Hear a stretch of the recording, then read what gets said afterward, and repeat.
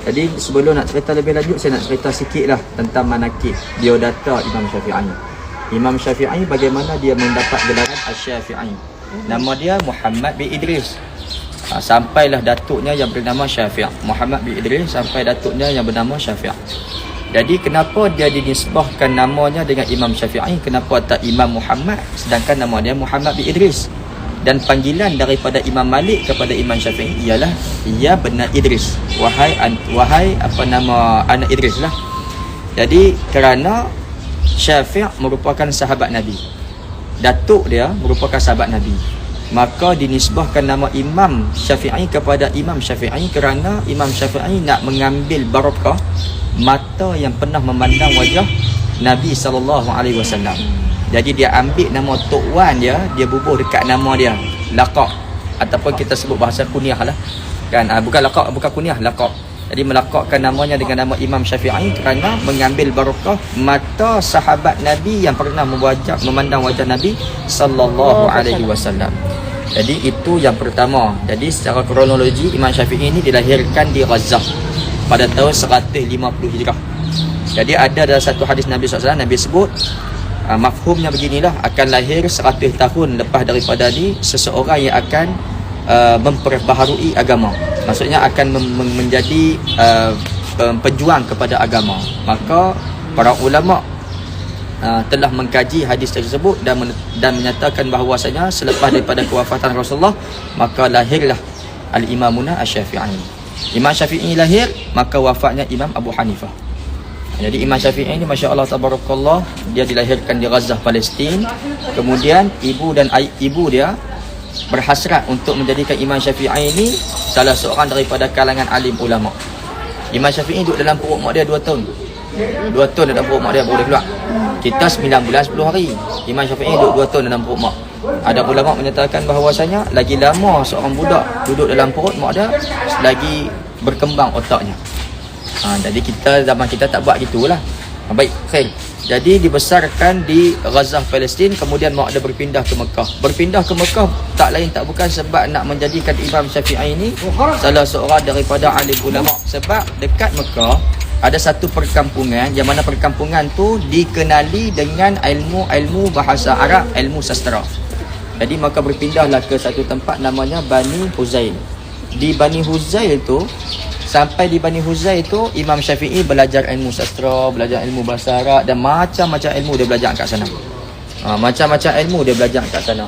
Maka Masya Allah Tabarakallah, kemuliaan tersebut Allah Ta'ala angkat martabatnya. Pada umurnya 9 tahun dia mula membaca Al-Quran dan dia khatam Quran dalam tempoh 18 hari sahaja. 18 hari saja khatam Quran. Kemudian dia pun berpindahlah daripada Mekah nak ke Madinah tu. Dalam tempoh perjalanan Mekah nak ke Madinah tu, dia minta kawan dia. Sebab apa? Sebab dia nak mengaji dengan Imam Malik. Jadi bila nak mengaji dengan Imam Malik, maka tak dapat tidak, dia kena ada teman. Maka dia ajak teman dia nak pergi mengaji dengan Imam Malik di Madinah. Dalam perjalanan tu dia sempat khatam 18 kali Quran juga, seperti mana disebut oleh guru kami Dr. Fatihi Jazi. 18 kali khatam Quran daripada Mekah ke Madinah. Dia tak boleh masuk. Jadi dalam tempoh sampai ke Madinah, maka dia pun menjadikan Imam Malik sebagai guru dia. Panjang lagi lah cerita dia. Jadi selepas daripada Madinah, dia berpindah ke Baghdad. Baghdad, Iraq. Mengaji dengan anak murid Imam Abu Hanifah dan dia belajar juga ilmu tafsir dengan ulama Syiah. Jadi alimnya Imam Syafi'i ilmu tafsir dengan ulama Syiah. Jadi khair, selepas selesainya Imam Syafi'i belajar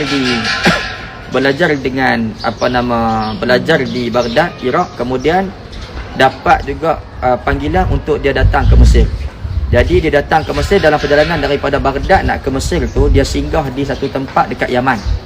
Katanya Sana'a, kalau tak silap saya lah, belajar dan dia di sana dibuat satu madrasah dan antara anak murid dia adalah Imam Muhajir. Yang baru ni kan, Imam Muhajir. Imam Muhajir adalah anak murid pada Imam Syafi'i. Kemudian selepas buka madrasah di situ hampir 2 bulan ke lebih, kemudian dia pun berpindah ke Mesir selama tempoh 5 tahun, kemudian dia wafat di sini. Jadi itu kronologi kehidupan Imam Syafi'i lah. Imam Syafi'i ini Masya Allah Tabarakallah, dia sangat menitikkan soal adab dan juga orang yang menyampaikan kepadanya ilmu. Adab dia dengan ilmu dan adab orang yang menyampaikan kepada dia ilmu. Adab dia dengan ilmu, dia jaga sungguh.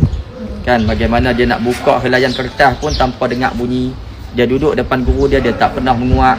Dia duduk depan guru dia tak pernah memberikan sesuatu yang boleh mengalihkan konsentrasi guru dia lah. Maksudnya kalau macam dia bersin, guru dia maksudnya guru dia hilang konsentrasi, maka dia tak akan buat benda tersebut. Main pen, goyang tangan, kepok jari. Jadi bukan perbuatan Imam Syafi'i lah untuk mengalihkan perhatian guru dia. Kalau dia duduk depan guru dia pula, dia tak akan lunjurkan kaki. Kalau guru dia, rumah guru dia sana ada berlapis-lapis bangunan, dia tahu rumah guru dia tu depan dia tak akan lunjurkan kaki. Sebab apa? Sebab menghormati guru dia. Bila dia duduk depan guru dia takkan bercakap, melainkan bertanya soalan yang boleh beri manfaat kepada dia dan kepada umat. Tak nak sembang-sembang kosong. Ustaz suka makan apa? Minuman apa ke gemara? Dia takkan sembang benda gitu. Dia akan tanya benda yang boleh memberi manfaat pada dia dan manfaat pada umat. Khususnya manfaat tadi ni manfaat kepada umat. Itu yang pertama. Kehebatan Imam Syafi'i. Yang keduanya, dia jaga makan. Dia tak makan benda syubhat. Dia hanya makan makanan yang mak dia sedia je. Kalau kata mak dia tak hantar makan, dia puasa. Kalau mak dia kirim makan, baru dia makan.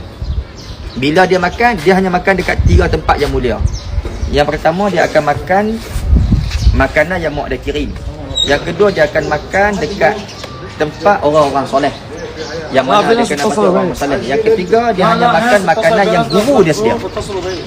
Imam Malik kata, mai lah rumah makan nasi apa semua. Jadi dia pergi rumah Imam Malik, dia makan sungguh. Sebab apa? Dia tahu dah, takkanlah Imam Malik, takkanlah keluarga Imam Malik nak berikan makan kepada Imam Malik makanan-makanan yang haram, makanan-makanan yang syubhat. Jadi bila dia tahu makanan tu makanan yang berfaedah, dia makan sungguh. Jadi itulah keutamaan yang menjadikan Imam Syafi'i ini sangat mulia di sisi Allah Ta'ala. Itu khalas berkaitan dengan benda tu. Baik kita naik sikit je tu. Nampak tu atas tu? Oh, ada. Sebenarnya atas kubah dia mestilah bulan dan bintang menjadi saksi. Tapi ini kapal dan juga bulan. Apa simbolik? Saya kalau bintang dan bulan kita nampaklah dia lambang keislaman sikit kan. Lautan ilmu. Tapi diletakkan kapal tadi adalah simbolik kepada luasnya ilmu Imam Syafi'i dan berkembangnya ilmu Imam Syafi'i. Jadi seolah-olah kapal tersebut diletakkan di atas lautan, maka kapal tadi ni bergerak seiring dengan bergeraknya ilmu Imam Syafi'i. Itu satu, simbolik diletakkan kapal dan juga bulan di atas tu. Yang kedua, zaman dulu whiskas, kita nampak kucing, kita beri makan kat kucing. Kadang-kadang orang bawa rumput bagi makan kat lembu. Tapi di sini menggunakan satu platform yang lain, mereka letak dedak burung. Jadi mana-mana burung yang hinggap atas tu, dia akan makan. Jadi ini memberikan makan kepada burung. Itu salah satu daripada sebab dia buat bentuk kapal inilah. Masya-Allah, itu pun dalam ni juga last ada satu tiang tempat sandar Imam Syafi'i. Tiang sandaran Imam Syafi'i. Suatu ketika dahulu Imam Syafi'i masa duduk di sini 5 tahun, dia mengajar di masjid Sayyidina Amru Al-As. Mengajar di situ. Kemudian nak jadikan cerita, Imam Syafi'i wafat. Bila Imam Syafi'i wafat, tiba-tiba Tok Siak dengar satu bunyi teriakan, menangis dalam masjid. Cari-cari rupanya tiang tadi. Maka bila mana dimusyawarahkan, tiang tersebut kena angkat, ubah letak dalam sebelah makam Imam Syafi'i. Maka bila diletak, barulah tiang tadi berhenti daripada menangis. Berhenti menangis sebab apa? Sebab duduk berdekatan dengan jasad Imam Syafi'i. Kerana apa menangis? Kerana rindukan sandaran daripada Imam Syafi'i. Imam Syafi'i bukan ahli keluarga, bukan ahli bait Nabi SAW. Tapi Imam Syafi'i adalah mereka yang bersambung sanad dengan datuk baginda Nabi SAW. Kata ulama, kita dah dapat dah ni. Kata ulama, datang Mesir, kalau tak sempat nak ziarah semua makam di Mesir, lima makam kena dapat. Yang pertama Sayyidina Husin, dapat? Alhamdulillah. Yang kedua disebut sebagai Sayyidah Zainab. Tu mungkin kita tengok sempat atau tak sempat. InsyaAllah sempat, insyaAllah. Cuma tak ada lah, insyaAllah. Itu yang kedua. Yang ketiga, makam Sayyidah Nafisah. Yang keempat, makam Imam Syafi'i. Yang kelima, makam Al-Imam Ibnu Athaillah As-Sakandari. 5 makam ni adalah pesanan daripada ayah kepada Imam Ahmad As-Siddiq Al-Ghumari, iaitu ayahnya nama Muhammad bin As-Siddiq Al-Ghumari. Jadi tak apalah, ala kuliah kita dapat 2 makam daripada 5 makam yang disebut. Yang pertama Sayyidina Husain, yang kedua Imam Syafi'i. Jadilah kan, kurang-kurang kita ziarah juga, moga-moga kita dapat keberkatan dan doa kita diangkat oleh Allah Subhanahu wa taala disebabkan kita ziarah orang-orang yang hampir dan takarrub kepada Allah taala. Amin ya rabbal alamin. Assalamualaikum warahmatullahi wabarakatuh. Dalam ni juga ada kesan tapak kaki Rasulullah. Ada kesan tapak kaki Rasulullah. Kita tak dapat peluang masuk. InsyaAllah nanti insyaAllah ada peluang kita masuk insyaAllah. Ujung tak boleh. Kalau bagi vape boleh tak mau? Cerai. Cerai. Tapi push mungkin yang Ana tukang sana apa? Allah. Bakam sih. Sangat dahsyat ilmu pada zaman dahulu. Tak berubah pun mak Semoga Allah rezeki masuk kita, surat keturunan kita dan diri kita sendiri Dia kata saleh seperti kalau bukanya makam Imam Sayyidina Husain, maka bukalah makam bukanya makam dan juga masjid Sayyidah Zainab, maka bukalah makam Imam. Baik, semua makam tak dapat buka. Semua makam tak dibuka. Kita tengah buat live lah. So dia tanya tak boleh masuk. Tak Maknanya boleh masuk. begitulah. Adil. Sebab Oh, corona sebab lah. corona. Tak buka tu sebab corona. Corona diriku begitu pula. Jadi kalau kata dibuka yang utamanya Sayyidina Husain lah. Yalah. Buka Sayyidina Husain Bagus semua dah makam buka. buka. Masya Allah. Sebab tu dia sebut dua makam tadi, Sayyidina Husain dengan Sayyidah Zainab. Sebab dua-dua ni adalah cucu Nabi yang Nabi sangat sayang. Tak boleh masuk. Tak boleh masuk. Tak apalah, yang ni pun dah Alhamdulillah. Allah rezekikan. Alhamdulillah. Kita tengok daripada luar, insyaAllah. Niatkan agar next time Allah rezeki kita masuk kat dalam pula, insyaAllah. Jazakumullah khair, Ustaz. Jom kita insyaAllah.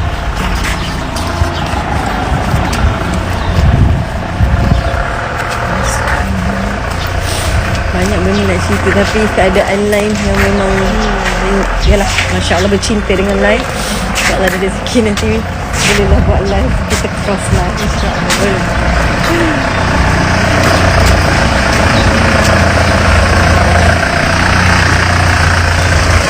Nak cakap betul-betul banyak sangat sampai tak tahu nak cakap. Sebab suasana ni sungguh mendamaikan sampai tak tahu nak cakap apa.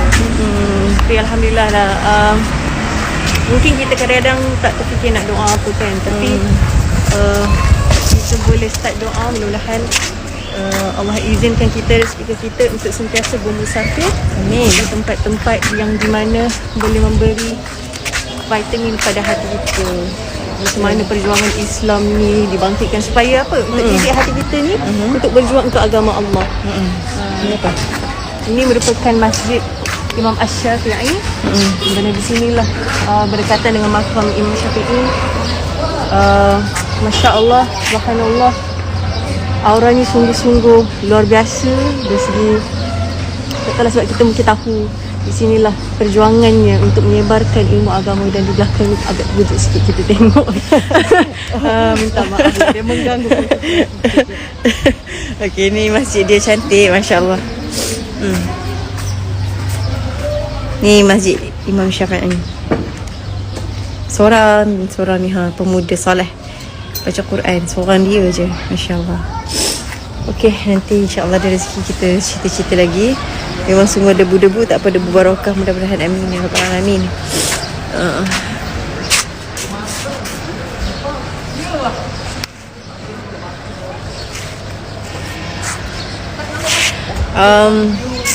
Saya nak cakap kita doa agar kita diberikan ruang dan juga peluang untuk sentiasa ziarah di tempat-tempat para ulama, ziarah orang-orang soleh, agar kita mendapat kesolehan mereka. Walaupun mereka dah tak ada, tapi insya-Allah tempat itu sendiri Allah berkati, insya-Allah. Saya macam Allah, kesian sakit. أنا عندي عملية ثانية يوم الثلاث. أنا عملت أول امبارح حقن وعلي عملية يوم الثلاث أعملها، بس معيش مصاريف تحاليل. العملية في مصر الجديدة بعيدة عليا، محتاج مواصلات وتحاليل، وأنا أرملة معيش. ربنا يخليك يا رب. السلام عليكم. Tangan ni pun dah الدعاء الدعاء الدعاء الدعاء يا رب. doa tukum. النجاح يا رب. InsyaAllah. Pakaikan ayah dengan baju yang ayah sendiri setrika. Ayah dia, Syekh Muhammad Taufik Syarawi, beli baju sendiri, baju jubah putih. Kemudian dia sendiri gosok, dia sangkut. Dia kata anak dia, nanti ayah nak mati nanti, apa nama, ayah nak pakai baju ni lah. Okay, tak apalah. Jadi saat kewafatan dia, jadi anak-anak dia pakat duduk keliling lah baca Quran dekat ayah ni. Ayah dah nazak dah ni, Syekh Muhammad Taufik Syarawi dah nazak dah. Maka waktu tu dah sampai hujung nyawa, maka diajarkan kepada beliau mengucap, maka mengucaplah beliau dengan ucapan asyhadu an la ilaha illallah wa asyhadu annaka Muhammadar Rasulullah. Kalau kita asyhadu an la ilaha illallah wa asyhadu anna Muhammadar Rasulullah lah. Tapi Syekh Muhammad Mutawalli Syekh sebut wa asyhadu annaka. Annaka ka di sini adalah khitab. Khitab macam mana dia sebut? Dia pun turun daripada kereta, dia pergi cari ayah dia. Cari dalam bilik ayah, stesen minyak tak jumpa. Oi, tak ada ni. Kemudian nampak masjid. Pergi pula tengok dalam masjid, tak ada. Oh, kok dah masuk bilik ayah kot. Masuklah dalam bilik ayah. Pura-pura. Sebelah kanan. Masuklah dalam bilik ayah. Masuk dalam bilik ayah masjid, tengok bunyi. Orang duk berus bilik ayah. Keren. Tengok ayah dia tengok duk berus bilik ayah. Maka nak dia tanya, "Ya, awak apa pasal duk berus bilik jamban apa semua ni kan?" Kata ayah dia, "Tadi masa orang angkat kereta kita tadi ni, ayah takut waktu tu ayah ada riak sombong dalam hati ayah. Jadi ayah nak perebah balik sombong dan riak tadi ni, maka ayah terpaksa lah buat benda ni. Buat benda ni maksudnya cuci bilik ayah. Maka perkara tersebut kalau kita tengok berlaku kepada Datuk Tuan Guru Ni Aziz Nikmat. Dia buat macam tu. Dia bukan tunggu dia sombong. Memang hobi dan juga antara perkara rutin harian dia akan cuci bilik ayah masjid. Tu kalau kita baru angkat kita sangat kan. Jadi kita kena perebah sombong kita tu. Kita pun seronok lah orang nak puji kita. Tak kira lah apa jenis pujian pun kan. Tapi kita kena cari sesuatu yang boleh perebah balik, perendah balik kita punya kesombongan tu. Kerana orang yang sombong walaupun sedikit, tempat dia bukan dalam syurga Allah Ta'ala. Sombong ni hanya milik Tuhan je. Sombong tak layak bagi manusia. Maksud sombong di sini adalah akbar. Allahu Akbar. Allah Maha Besar. Besar ni layak bagi Tuhan lah. Manusia tak layak ambil sifat Tuhan. Wallahu a'lam. Ya. Saya nampak dalam tadi tu banyak makam. Banyak makam. Antaranya makam Al-Imam Jalaluddin As-Suyuti. Kemudian ada lagi makam Sultanul Ulama Syekh Sultanul Ulama nama apa Sultan Ulama Allah apa nama dia. Jadi adalah makam-makam yang lain. Banyak lagi makam-makam dalam tu sebenarnya. Ada juga makam dikatakan makam cucu kepada Rasulullah, anak pada Sayyidina Ali, Sayyidah Ummu Kulthum berada dalam tu. Oh ya. Apa insya-Allah nanti rezeki ni Tuhan nak beri tak tahu bila, nanti kita mari semula insya-Allah. Kita aturkan perjalanan tadi ni biar nampak puas jalan letih kat sini pula. Ustaz Irfan nak cerita depa Latu ana Ustaz Ahmad kata. Depa nak pergi merata ni. Jadi nampak macam seronok jalan di Tarim tu. Di sini tak pas jalan. Nanti mari pula sini teruk jalan insya-Allah. Sekali pun saya balik, tak ada masalah apa untuk main sekali juga. Sebab ni adalah rumah kedua saya.